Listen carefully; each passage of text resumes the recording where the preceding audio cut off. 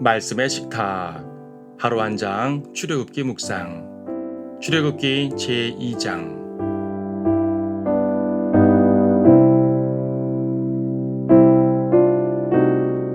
2장 13절에서 15절을 보겠습니다.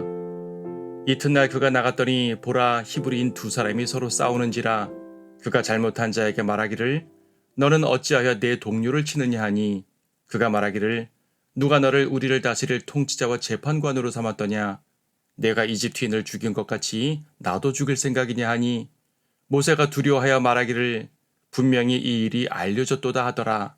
그때 파라오가 이 일을 듣고 모세를 죽이려고 찾았으나 모세는 파라오의 얼굴을 피하여 미디안 땅에 거했으며 그가 우물가에 앉아있더라. 출애굽기 2장은 80년의 세월을 요약한 장입니다. 전반부 40년은 모세가 태어나 기적적으로 보호를 받고 왕궁에서 왕자님처럼 보낸 세월, 후반부 40년은 미디안 광야로 도망가 거기에서 평범한 사람으로 사는 세월입니다. 전반부와 후반부가 극적으로 다릅니다. 전반부에서 우리는 하나님의 놀라운 역사를 보게 되지만 후반부는 그렇지 못합니다. 모세는 실패자가 되어 있습니다. 하나님의 기적은 어디에 있을까요? 모세를 통해 이루시려고 계획하지 않았다면 그처럼 출생에서부터 보호하셨을 리가 없습니다. 도대체 하나님의 그 계획은 어디로 간 것일까요? 모세의 어린 시절은 정말 놀라웠습니다. 어떻게 나일강에 띄운 아기 바구니를 공주님이 보았을까요? 그 강에는 갈대들이 많이 있어 자칫 놓칠 수도 있었습니다. 금류에라도 쓸려갔으면 영영 끝입니다. 또 공주는 히브리인의 아이임을 알고도 왜 죽이지 않았을까요? 분명 파라오가 히브리인 사내 아이를 다 죽이려고 명령한 것을 알았을 텐데 말입니다. 모든 것이 놀라운 하나님의 역사였습니다. 모세의 부모는 하나님의 손에 맡긴 채 아이를 물에 던졌고 하나님께서는 강력한 손으로 아이를 보호하셨습니다. 왕궁에서 모세는 당대 최고의 교육을 받으며 자랍니다. 40살까지 있었으니 나름 이집트 왕궁에서 역할도 했을 것입니다. 자, 하나님께서는 그를 어떻게 사용하실까요? 모세도 이 부분에 대해 생각을 했을 것입니다. 어쩌면 그가 할 수 있는 최선의 행동은 왕자의 지위를 사용하여 백성들을 돕는 것입니다. 그런 요셉처럼 일할 수 있었습니다. 하지만 모세는 전혀 그렇게 행동하지 않았습니다. 11절은 모세가 성장한 후에 그의 형제들에게 나아갔다고 말하는데 히브리서 11장 24절에서 25절은 이것을 믿음으로 모세는 장성하여 파라오의 딸의 아들이라 칭함을 거절하고 하나님의 백성과 함께 고난받는 것을 택하였고 라고 설명합니다. 즉, 그는 왕자복을 던져버리고 노예의 옷을 입고 백성들과 함께 고난받으러 나아간 것입니다. 그는 무엇을 할지 스스로 선택했습니다. 그가 있어야 할 것은 귀족들과 함께하는 왕궁이 아닌 백성들과 함께하는 들판이었습니다. 그 선택은 실로 엄청난 헌신이었습니다. 하나님의 부르심, 그리고 성도의 의로운 헌신, 이쯤 되면 모든 조건이 충족된 것 같습니다. 모든 일이 잘 풀려야 할 것 같습니다. 하지만 다음 장면은 전혀 그렇지를 못합니다. 그는 어설프게 동족을 돕다가 살인자로 몰려 도망을 가게 됩니다. 그리고 광야에서 양이나 치게 되지요. 이런 상황을 당하게 되면 누구라도 낙심을 하게 됩니다. 헌신한 것을 후회하기도 합니다. 이럴 줄 알았다면 그냥 왕궁에 있으면서 백성들을 도울 걸 그랬습니다. 그의 의로운 선택은 아무런 소용도 없게 되었습니다. 하지만요, 그것이 아니었습니다. 그 시간도 하나님의 다루심의 시간이었음을 모세는 아직 몰랐습니다. 하나님께서는 왕궁에서의 때를 다 벗겨내시는 중이었습니다. 그리고 하나님의 때와 방법을 기다리게 하시는 중이었습니다. 왕궁도 동족들도 멀리한 상태에서 하나님은 그를 다루고 계셨습니다. 우리는 하나님의 다루심을 알지 못하기에 이런 상황이 되면 종종 낙심을 합니다.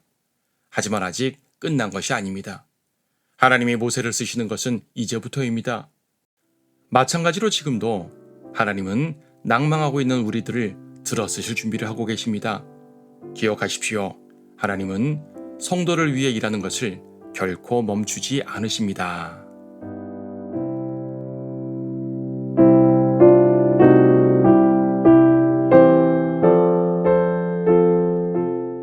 출애굽기 2장 레이 집에 한 남자가 가서 레이의 딸로 아내를 삼으니 그 여인이 임신하여 아들을 낳았더라.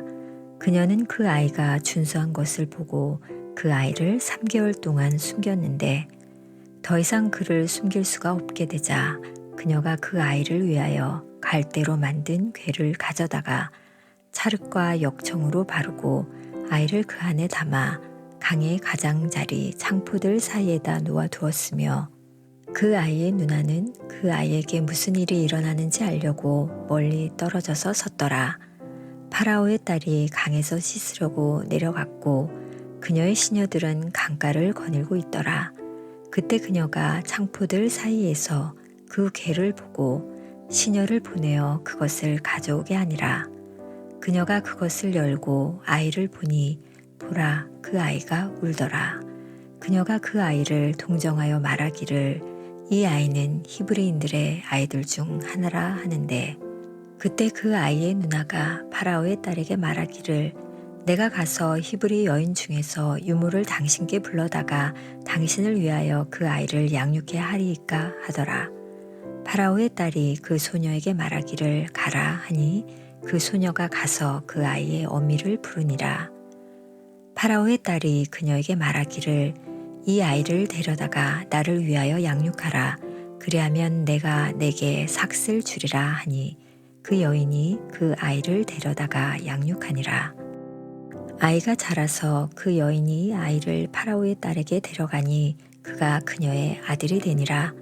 그녀가 그의 이름을 모세라 부르고 말하기를 이는 내가 그를 물에서 건져내었음이라 하더라. 그 당시에 있었던 일인데 모세가 성장한 후에 그의 형제들에게 나가서 그들의 노역을 보고 있던 중 한 이집트인이 그의 형제 중 하나인 히브리인을 때리는 것을 몰래 본지라. 그가 이쪽 저쪽을 살펴 아무도 없는 것을 보고 그 이집트인을 죽여서 모래 속에 감추니라. 이튿날 그가 나갔더니 보라, 히브리인 2사람이 서로 싸우는지라. 그가 잘못한 자에게 말하기를 너는 어찌하여 내 동료를 치느냐 하니 그가 말하기를 누가 너를 우리를 다스릴 통치자와 재판관으로 삼았더냐. 내가 이집트인을 죽인 것 같이 나도 죽일 생각이냐 하니 모세가 두려워하여 말하기를 분명히 이 일이 알려졌도다 하더라. 그때 파라오가 이 일을 듣고 모세를 죽이려고 찾았으나 모세는 파라오의 얼굴을 피하여 미디안 땅에 거했으며 그가 우물가에 앉아 있더라. 한편 미디안 제사장에게는 7 딸이 있더라. 그들이 와서 물을 길어 구유에 채워서 그들 아비의 양떼를 먹이려 하는데 목자들이 와서 그들을 쫓아내는지라. 이에 모세가 일어나서 그들을 도와주고 그들의 양떼에게 물을 먹여주니라.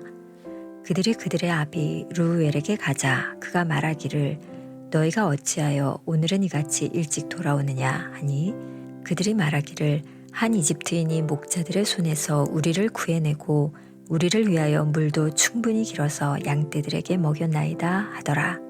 그가 자기 딸들에게 말하기를 그런데 그가 어디에 있느냐 너희가 어찌하여 그 사람을 남겨두고 왔느냐 그를 불러서 그로 음식을 먹게 하라 하니라. 모세가 그 사람과 함께 거하는 것을 만족해 하므로 그가 모세에게 자기 딸 시포라를 주었더라. 그녀가 그에게 아들을 낳으니 모세가 그의 이름을 게르솜이라 불렀으니 이는 그가 말하기를 내가 타국 땅에서 타국인이 되었도다 하였음이라.